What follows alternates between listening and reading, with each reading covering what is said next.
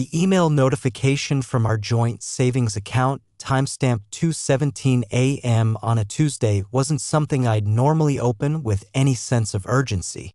Usually, it was just a monthly statement reminder or a generic security update from Main Street Financial. But that morning, something made me click.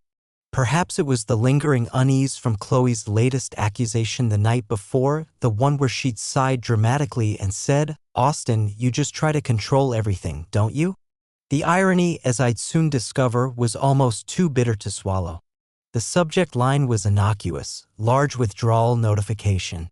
I figured it was a scheduled transfer for the kitchen renovation we'd been meticulously planning, maybe the initial deposit for the contractor, Ben, a detail Chloe was supposed to be handling. We'd earmarked $80,000 in that account, a sum painstakingly saved over 5 years for turning our dated 1970s kitchen into something modern and functional. $40,000. That was the figure that leapt out from the email body. A withdrawal, not a transfer to a known contractor. A withdrawal made on Monday, October 16, 2023, just hours after our argument. The recipient? Fund transfer to external account. No name, just an account number I didn't recognize. She claimed I was controlling, and then she took $40,000 from our joint fund without asking, without a word. The coffee I just brewed sat untouched, growing cold on my desk, much like the sudden chill that had enveloped me. I remember my hand shaking slightly as I navigated to the Main Street Financial online portal, my login credentials typed with a mechanical precision that belied the turmoil erupting in my chest. There it was, in stark black and white on the transaction history, October 16, 2023, withdrawal, $40,000. The remaining balance, once a comforting $80,037.12, now read $40,037.12. Half. Exactly half was gone. My breath hitched. It wasn't just the money, though $40,000 is a significant sum by any measure, especially for a man like me, a technical writer who valued planning and careful saving. It was the sheer audacity, the silent, unilateral decision that screamed louder than any argument we'd ever had. Chloe, my partner of 8 years, the woman I'd envisioned growing old with, had, in a single, clandestine transaction, redefined our entire relationship. The accusation of being controlling had always stung, mainly because I prided myself on being thoughtful, on considering all angles, on ensuring our shared life was built on a stable foundation. I managed our finances, yes, but with complete transparency, monthly spreadsheets, and joint planning sessions that Chloe had always seemed to appreciate, or at least never overtly objected to until recently. Her sudden pivot to labeling my diligence as control had been confusing, hurtful. Now, standing in the quiet of my home office, the damning evidence glowing on my monitor, it felt like a deliberate, calculated precursor to this financial gut punch. This wasn't an impulsive act. Transferring that amount of money, especially from a joint account that often required dual authentication for large sums or new payees, would have taken some forethought. She would have had to set up the external account as a payee, wait for any small verification deposits if the bank required them. My mind raced through the mechanics of it, the cold logic a strange counterpoint to the searing sense of betrayal. The silence of the house, usually a comfort, now felt oppressive. Chloe was at her sister's for a couple of days, a trip she'd announced abruptly after our argument, claiming she needed space to think. Space to think or space to act? The question hung heavy in the air, thick with unspoken accusations and the sickening realization that the woman I loved, or thought I loved, was capable of such a profound deception. The initial shock began to recede, replaced by a cold, hard knot in my stomach. This wasn't just about lost money, it was about trust, shattered into a million irreparable pieces. And the accusation, her parting shot about me being controlling, now echoed with a chilling hypocrisy. Our life together hadn't always been a landscape of suspicion and veiled accusations. Far from it. For the first 6 years, Chloe and I had what I believed to be a remarkably stable and loving partnership. I met her when I was 47, she 39. I was a technical writer for a software company, a job that suited my meticulous nature and preference for clear, logical structures. She was a freelance graphic designer, creative and vivacious, a wonderful contrast to my more reserved demeanor. We built a life in a modest three-bedroom house in a quiet, leafy suburb, the kind of place where neighbors waved and kids still played in the streets. My financial stability, earned through years of diligent work and prudent saving, was something I was proud of, not as a means of control, but as a foundation for a secure future together. When we decided to merge our lives more formally, a joint account for household expenses and shared goals seemed the natural, practical step. That was the household fund, into which we both contributed proportionally to our incomes. The renovation fund, the one she'd rated, was separate specifically for the kitchen project and other major home improvements. I remember the conversations we had about it, filled with excitement. Chloe would sketch designs on napkins, her eyes sparkling with enthusiasm for quartz countertops and a farmhouse sink, while I'd research appliance efficiencies and contractor reviews. It was a team effort, or so I thought. I handled the primary management of these accounts, yes. I set up the spreadsheets, tracked our progress towards goals, and presented monthly summaries. Not because I wanted to dominate, but because I was good at it, and Chloe openly admitted she found finances boring and stressful. "You're so much better at this stuff, Austin," she'd say, leaning over my shoulder as I showed her the latest savings milestone. "As long as we get that beautiful blue backsplash I want, you can spreadsheet to your heart's content." There was never any secrecy. Passwords were shared, statements were available. She had the banking app on her phone, same as I did. My loyalty to her, to us, was absolute. I supported her through a difficult period when her freelance work dried up for nearly 6 months in 2020, never once making her feel like a burden. Our emergency fund, another of my controlled initiatives, saw us through without a single argument about money. When her father fell ill, I was the one who researched specialists, arranged for second opinions, and drove her to the hospital countless times, my work taking a back seat without a second thought. These weren't grand gestures in my mind, they were simply what you did for the person you loved. Stability wasn't just financial for me, it was emotional. I valued clear communication, honesty, and mutual respect. I believed we had that. Perhaps I was naive, too trusting, too focused on the logical progression of a relationship to see the cracks appearing beneath the surface. Looking back, even before the controlling accusations began in earnest, there were subtle shifts, moments that, in isolation, seemed minor, but in retrospect painted a different picture. The kitchen renovation fund had been growing steadily since early 2019. We'd agreed on a target of $80,000, a figure we reached in August 2023. It was a cause for celebration, a testament to our shared discipline. We'd even opened a bottle of champagne that Chloe had been saving. The next step was to finalize the plans and hire a contractor. Ben, from Precision Kitchens, had been her recommendation, a friend of a friend. I'd looked at his portfolio online, and his work seemed solid. We'd had one initial consultation with him together back in July, and he seemed knowledgeable. The plan was to get a formal quote, sign a contract, and pay a deposit.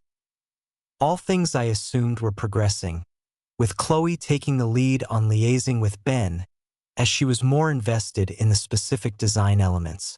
My stability, my carefully constructed world, was predicated on the belief that we were a team, working towards common goals with mutual trust.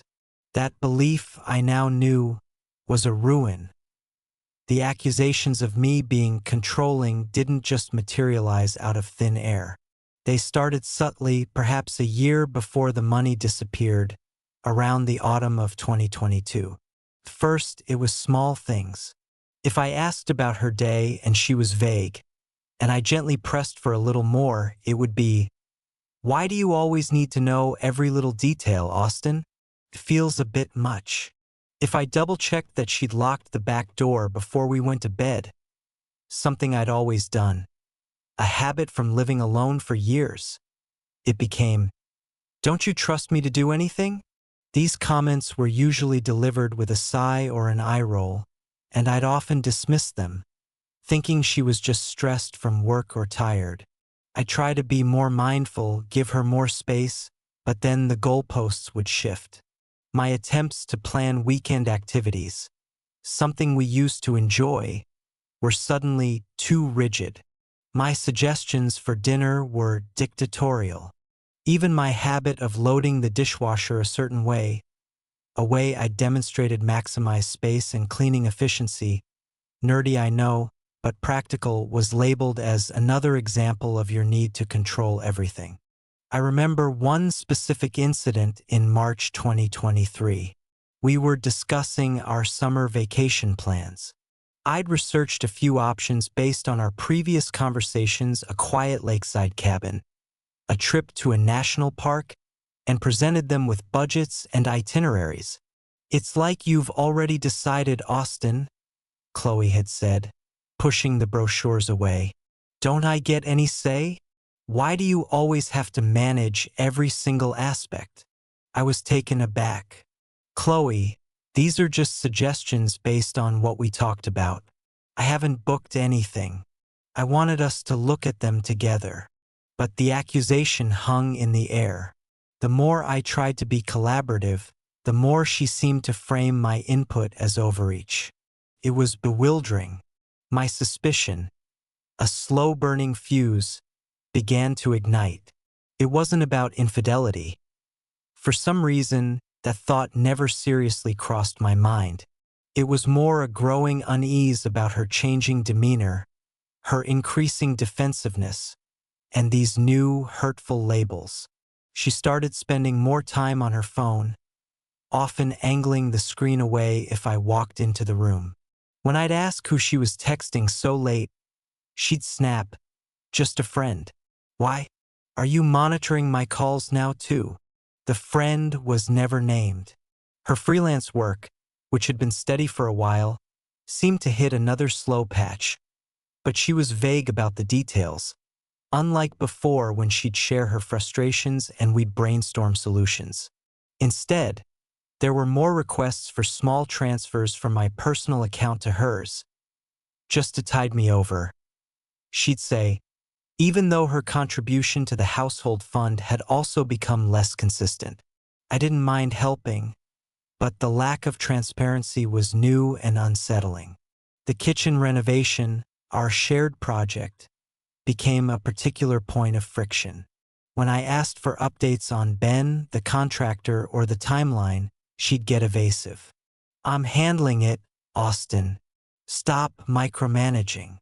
This was usually after I'd asked a perfectly reasonable question, like whether we'd received the revised quote he'd promised by end of last week. On September 18th, 2023, I saw an email preview on her laptop, which she'd left open on the kitchen counter. The sender was Ben P.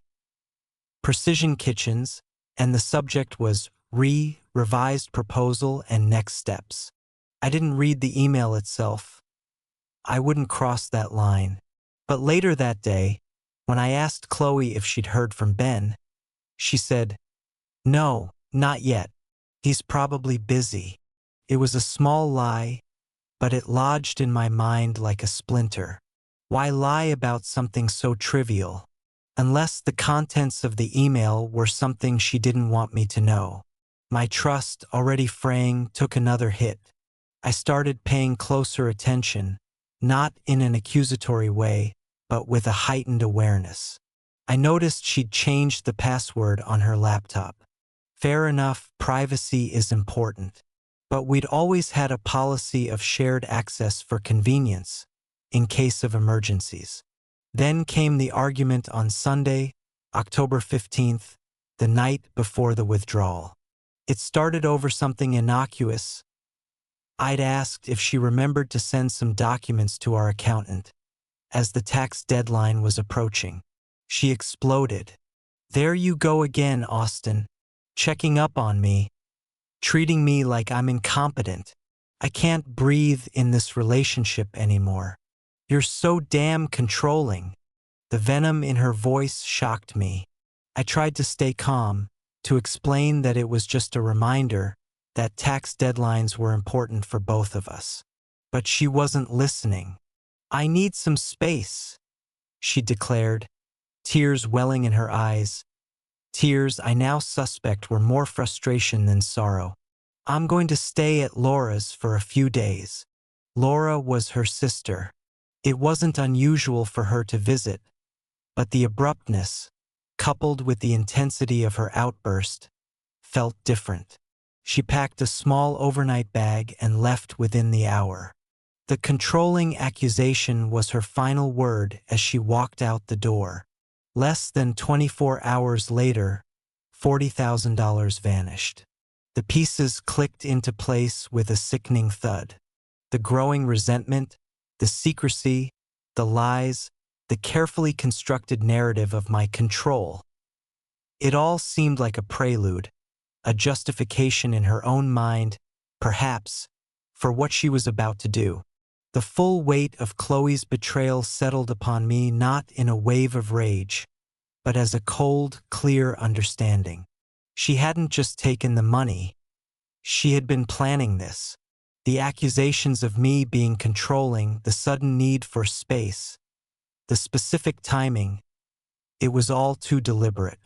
The $40,000 represented half of our dedicated renovation fund. It was as if she'd drawn a line down the middle of that shared dream and claimed her portion, albeit illicitly and without discussion.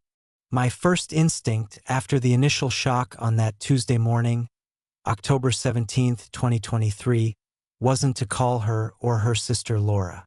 It wasn't to scream or demand an explanation. Instead, a strange sort of calm descended. This was a problem to be solved, an injustice to be methodically addressed.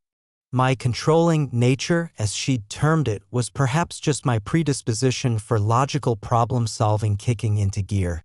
My priority was to understand the mechanics of the transfer and protect the remaining funds. I spent an hour on the phone with Main Street Financial. The customer service representative, a helpful woman named Maria, confirmed the transfer was an ACH push from our joint savings to an external account.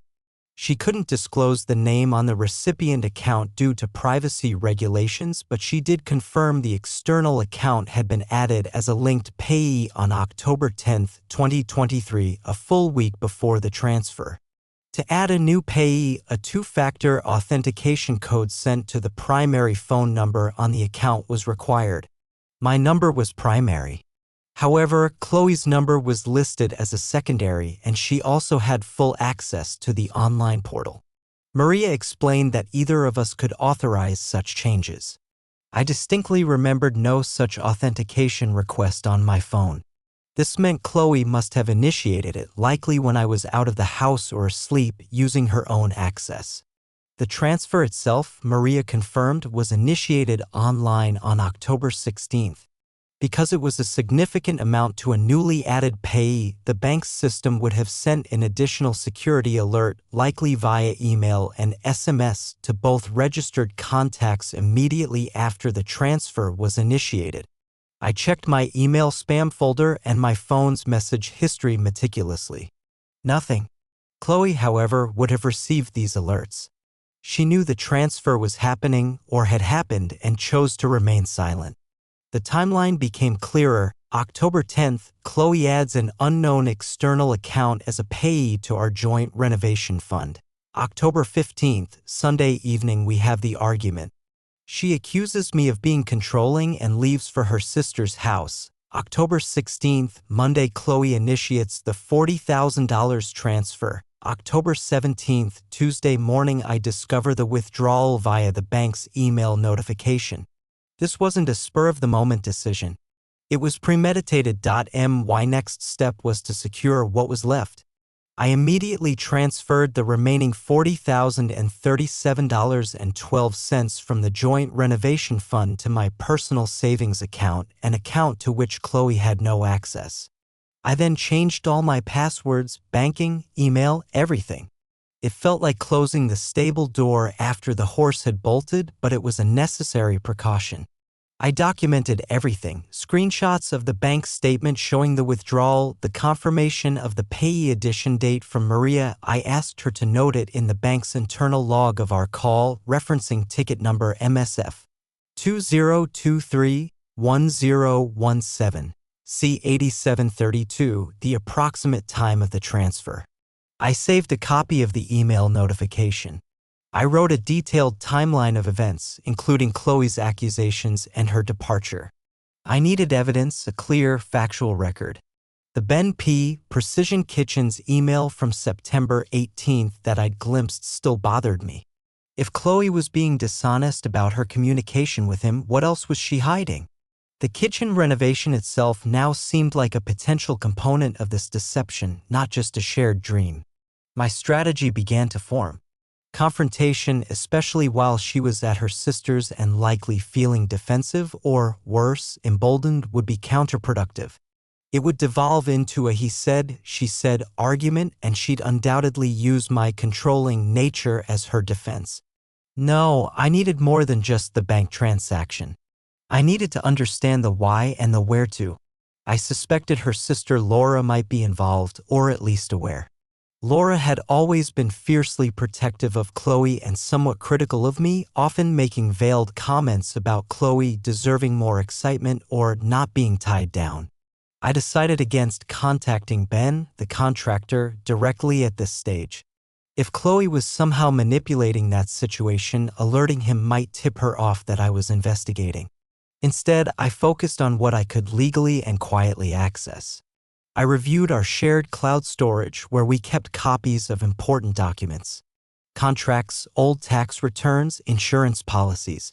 Nothing immediately jumped out regarding the $40,000, but I made sure I had my own copies of everything related to our shared financial life. The calm I felt was eerie even to me.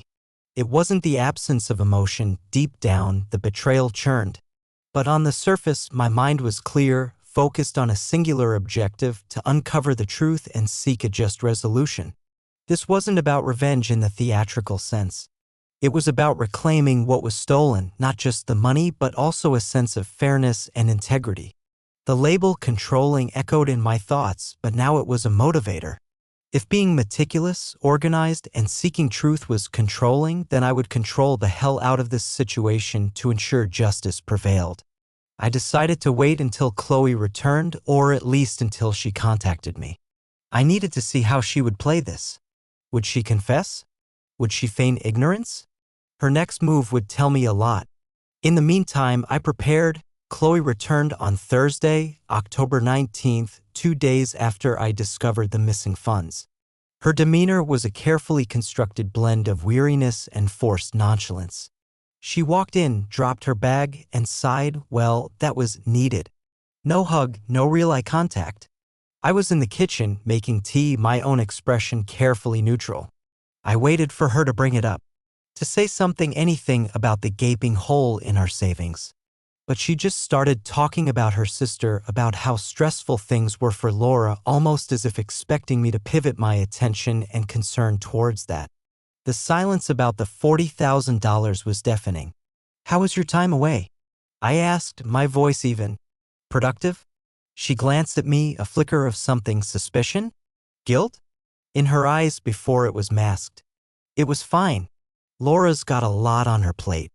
The charade continued for another hour. Small talk, mundane updates, all while this colossal pink elephant sat in the room, trumpeting silently. Finally, I couldn't let it go on. As she was unpacking her toiletries in the bathroom, I stood in the doorway. "Chloe," I began, my tone still measured. "I received a notification from Main Street Financial on Tuesday about a large withdrawal from the renovation fund." She froze, her back to me. I saw her shoulders tense. She slowly turned, her face a practiced mask of innocence. "Oh? What was it for? Did Ben finally send the invoice for the deposit?" The casual deflection, the attempt to implicate the contractor we hadn't even formally hired, was almost impressive in its audacity. "No, it wasn't for Ben," I replied, holding her gaze. "It was a $40,000 transfer to an external account. An account added as a payee on October 10th. An account I don't recognize." Her composure started to crack. A flush crept up her neck. 40,000? Are you sure? Maybe it's a mistake by the bank. The bank confirmed the transfer, Chloe. It was initiated online from our joint portal on Monday afternoon while you were at Laura's. You would have received security alerts about it. I watched as the realization dawned on her face that I wasn't just guessing, I had facts. Her eyes darted around, avoiding mine. Well, I haven't checked my emails. I've been so preoccupied with Laura. The lies were becoming more desperate, less plausible. Chloe, I said, my voice firm but still devoid of accusation, more a statement of fact. The money is gone. Half the fund. And it was transferred out by you. That's when the tears started, but they weren't the tears of remorse I might have once expected. They were tears of frustration, of a cornered animal. Okay, fine, she snapped, her voice rising. I took it. And what are you going to do about it? It's my money too. You and your damn control, your spreadsheets, your rules. I needed that money. I have plans, things I want to do, things you'd never agree to because you always have to be in charge. Her confession, raw and angry, confirmed my suspicions. The controlling narrative was her justification. There was no talk of us anymore, only me and my plans. Your plans? I asked quietly. Plans that involve taking shared funds without discussion? Funds earmarked for our home. Our home, she scoffed. It feels more like your home, Austin, with your rules. This was where my quiet preparation paid off. I didn't raise my voice. I didn't engage with the accusations. Instead, I laid out my position. Chloe, under the terms of our joint account agreement and by common law regarding shared assets, withdrawing such a significant sum for personal use without mutual consent constitutes a misappropriation of funds. That money was designated for a specific, agreed-upon purpose. I had, in the intervening 2 days, consulted briefly with a lawyer friend just to understand the basic legal standing. He confirmed that while joint accounts are tricky, a large, unilateral withdrawal for non-agreed purposes could indeed be legally challenged, especially if intent to deprive the other party could be shown. Are you threatening me with lawyers? She sneered, though a new note of uncertainty had entered her voice. I'm informing you of the reality of the situation, I replied calmly. I have all the documentation from the bank, the date the external payee account was added, the transaction details, the security alert protocols. I also have our shared financial plans and emails where we explicitly discuss the purpose of the renovation fund. I then played my next card. I also have a copy of an email from Ben at Precision Kitchens dated September 18th to you discussing a revised proposal. You told me you hadn't heard from him. This visibly startled her. Her eyes widened. How did you see that? You left your laptop open, Chloe. I only saw the subject line and sender, but it was enough to know you weren't being truthful about your communications with him. What was in that proposal, Chloe? And why did you lie about it? The color drained from her face. She knew I wasn't just reacting emotionally, I had pieced things together. The carefully constructed image of me as the unreasonable, controlling partner was crumbling against the weight of documented facts. That's none of your business, she stammered, but the bravado was gone. It becomes my business when it intersects with $40,000 of shared money, I stated. I want the money returned to the joint fund within 7 business days. By Friday, October 27th. If it is, we can discuss how to dissolve our financial partnership and separate amicably. If it's not, I will pursue all available legal avenues to recover it. That includes filing a civil suit and providing all my documentation to the authorities, which might lead to an investigation for theft or fraud. I would prefer not to do that, Chloe. I really would. But I will protect my assets and my rights. I then handed her a printed letter which I had drafted and had my lawyer friend briefly review. It wasn't an official legal document yet, more a formal demand letter, clearly stating the facts, the amount, the date for return, and the consequences of noncompliance. It cited the account numbers, dates, and the specific withdrawal. It was clear, concise, and irrefutable. I've already moved the remaining funds from the renovation account to secure them, I added. So there's no more shared money for you to plan with unilaterally. She stared at the letter in her hand, then at me, her expression a mixture of disbelief and dawning horror. The calm, methodical way I was handling it was clearly not what she expected. She had anticipated a shouting match, tears, emotional leverage. Instead, she got reasoned arguments and documented evidence. My supposed control had manifested as strategy, and she was unprepared. You wouldn't, she whispered. Try me, I said, my voice still quiet but with an unmistakable edge of resolve. $40,000, Chloe. By next Friday. Or we proceed differently. I then turned and walked back to the kitchen, leaving her standing there with the letter. The ball was in her court. The satisfaction wasn't in her fear, but in the feeling that I had taken back control of a situation designed to disempower me using intellect and preparation rather than aggression. The week that followed Chloe's return was tense, filled with a strained silence that was far heavier than any argument. She barely spoke to me, moving around the house like a ghost. I saw her on the phone frequently, often in hushed, agitated tones. I assumed she was speaking with her sister Laura and perhaps a lawyer of her own. I didn't press her, I had made my terms clear. My deadline was Friday, October 27, 2023. I spent that week continuing to organize my life. I opened a new bank account in my name only at a different institution. I started looking into the legal practicalities of dissolving a domestic partnership in our state should it come to that, and what's separating our other few entwined assets. The house was in my name from before we met, thankfully, but there were contents. A car we jointly owned would entail. I was preparing for all eventualities. On Wednesday, October 25th, 2 days before the deadline, Chloe approached me. She looked defeated. I can't get it all back that quickly, she said, her voice flat. Some of it has been spent. My stomach tightened, but I kept my expression neutral. Spent on what, Chloe? It doesn't matter, she mumbled. I made a mistake. A big one. How much is some of it? I asked. About 10,000, she admitted, looking at the floor. I can return 30,000 now. I'll need some time for the rest. This was a partial victory, but not a complete one. And the other 10,000? I invested it, she said, her voice barely a whisper. With a friend. He said it was a sure thing, a quick way to grow it. A cold dread washed over me. This sounded like a classic scam. A friend? Or the recipient of the $40,000 transfer? She flinched.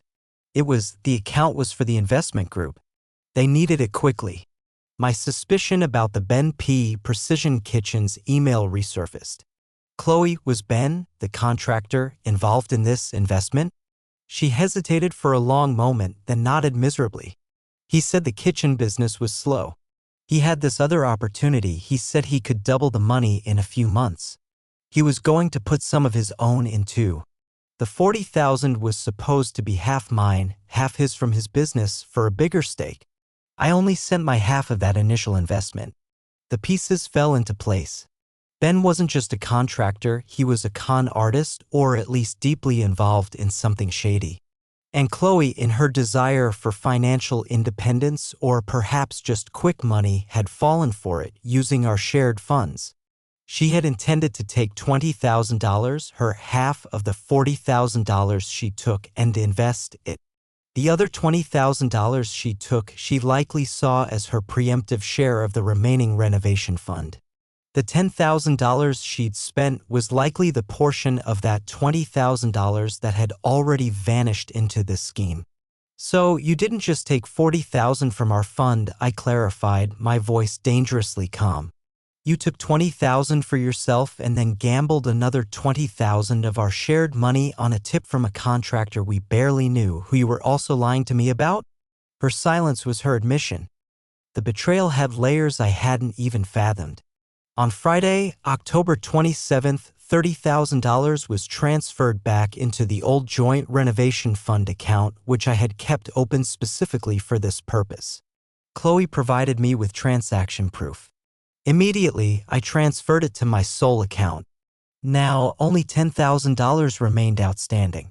For the remaining $10,000, I told her I want a signed promissory note witnessed stating you owe me that amount and will repay it within 6 months with interest at a reasonable rate, say 5% per annum. And I want full details of this investment, Chloe. Names, contact information, any documents you signed or received. Everything. Perhaps this friend Ben can be persuaded to return the money he convinced you to invest. Her eyes widened in fear. No, you can't contact him. It'll make things worse. Things are already bad, Chloe, I stated.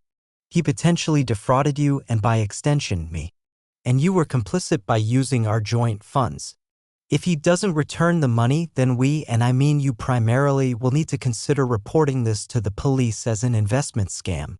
Your cooperation in this will heavily influence whether I pursue further legal action against you for the initial misappropriation. The threat of involving the police regarding Ben, and by implication her own questionable actions, seemed to hit home. Reluctantly, over the next few days, she provided me with the details. The investment was in unregulated cryptocurrency trading, run by an associate of Ben's. She had no formal contract, only some email exchanges with Ben and a rather amateurish-looking investment prospectus PDF he'd sent her. Ben's full name was Benjamin Carter. His Precision Kitchens was a registered business, but a quick online search revealed several negative reviews citing unfinished work and lost deposits. It was clear he was not trustworthy. I didn't contact Ben Carter directly. Instead, armed with his business details, the email exchanges Chloe provided, which she'd found once pressured, and her tearful written account of how he'd solicited the $20,000 from her, of which $10,000 was now gone. I consulted with a solicitor specializing in fraud. My solicitor, Mr. Davies, was an older, astute gentleman. He reviewed the evidence and suggested a two-pronged approach. First, a formal letter of demand to Benjamin Carter for the return of the $20,000, citing misrepresentation and possibly fraud, given the nature of the investment and his failure to deliver any returns or account for the funds. Chloe would have to be the one to officially make this claim against Ben, as the money was transferred from an account she controlled at that point to him. I would be a witness and supporting party. Second, a legally binding separation agreement between Chloe and me, formalizing the end of our domestic partnership, the division of any remaining minor assets, and crucially, her acknowledgement of the $10,000 debt to me, with a repayment schedule. If Ben Carter didn't return the money to Chloe, she would still be on the hook to repay me the full $10,000 she effectively lost. Chloe, seeing no other way out and terrified of potential criminal charges if she didn't cooperate in recovering the funds from Ben, reluctantly agreed. She signed the promissory note for the $10,000 she hadn't returned and also signed a letter drafted by Mr. Davies to be sent to Benjamin Carter demanding the return of the $20,000 she had invested with him, citing the deceptive practices he'd used. The letter to Carter was sent via registered mail with a clear deadline for response. The satisfaction came not from Chloe's distress, but from the methodical application of logic and legal process to reclaim what was mine and to hold those responsible accountable. Her accusation of me being controlling had ironically led me to take control in a way that was precise, legal, and ultimately effective. The letter to Benjamin Carter, sent in early November 2023, yielded results faster than I anticipated. Faced with a formal legal demand, a detailed account of his misrepresentations, and the implied threat of a police report for fraud, which Mr. Davies had worded very carefully, Carter folded. Within 2 weeks, $18,500 was transferred back to an account Chloe had to specifically set up to receive it. I ensured I had oversight of this. Carter claimed the missing $1,500 was non-refundable administrative fees for the investment platform. While infuriating, Mr. Davies advised that pursuing such a small remaining amount through further legal channels would likely cost more than it was worth. Chloe was distraught about the $1,500 loss, but I pointed out that it was a relatively small price for the lesson she'd learned and infinitely better than losing the entire $20,000. From the $18,500 she recovered, Chloe immediately transferred the outstanding $10,000 to me, clearing her direct debt as per the promissory note. She was left with $8,500, a fraction of the grand plans she'd alluded to and a stark reminder of her folly. With the money recovered, or at least my portion of it, the final step was to formalize our separation. Mr. Davies drafted a comprehensive separation agreement. It detailed the division of our few remaining shared possessions. We agreed she would take certain pieces of furniture and art that she was attached to, and I kept the car, paying her an agreed-upon sum for her share in it. Crucially, it included a clause where both parties acknowledged the financial settlements as final and waived any future claims against each other. Chloe moved out by mid-December 2023. Her sister Laura helped her, and the atmosphere was cold but civil. There were no dramatic goodbyes, no final recriminations. Our relationship had died not with a bang, but with the quiet scratching of pens on legal documents and the click of a door closing for the last time. The house felt empty but also lighter. The oppressive weight of suspicion and resentment had lifted. The kitchen remained in its dated 1970s state. The $70,000 I now had $30,000 she returned plus $10,000 she repaid plus my original $30,000 that was untouched from my half of the pre-theft renovation fund minus some legal fees was still a substantial sum, but the enthusiasm for that particular project had soured. Perhaps I'd renovate it one day, but it would be on my terms for myself. In the months that followed, I focused on rebuilding my own sense of peace. I didn't date. I didn't seek out new companionship. I reconnected with old friends, pursued hobbies I'd let slide, hiking, my photography. I found solace in the order and predictability of my work. The label controlling still echoed sometimes, but it had lost its sting. I wasn't controlling, I was careful, methodical, and valued transparency and integrity. Chloe's betrayal had shown me that these were not flaws, but strengths, especially when faced with deceit. The real closure, for me, came about 6 months later, in the spring of 2024. I received an unexpected email. It was from Chloe. It wasn't asking for anything. It was short, almost humble. She wrote, "Austin, I know it's probably too late, and I don't expect forgiveness, but I wanted to say I'm sorry. Truly sorry. For the money, yes, but more for the lies and the way I treated you. You weren't controlling. I was lost, and I made you the villain in my story because I didn't want to face my own mistakes. I'm working on myself now. I hope you're doing okay." I read it several times. There was no bitterness left in me, only a faint sadness for what we'd lost and what she'd put herself through. I replied simply, "Chloe, thank you for your message. I appreciate it. I am doing okay, and I wish you well in finding your way." I didn't need her apology to move on, but it did provide a final, unexpected punctuation mark to that chapter of my life. The experience changed me. I'm warier now, perhaps less quick to trust implicitly. But I'm not cynical. I learned the importance of clear boundaries, of not ignoring red flags, however small. I learned that sometimes the calm, strategic approach is far more powerful than emotional outcry. And I learned that my controlling nature, my love for order, for facts, for careful planning, isn't a character flaw to be admonished by others, but a toolset that, when used wisely, can navigate even the most shocking betrayals and guide one back to solid ground. The $40,000 was eventually made whole, but the trust, once broken, could never be fully restored. And that, I realized, was okay. Some things aren't meant to be pieced back together. Some things are meant to be left behind, allowing space for a new, more authentic future to be built on a foundation of self-respect and hard-won wisdom.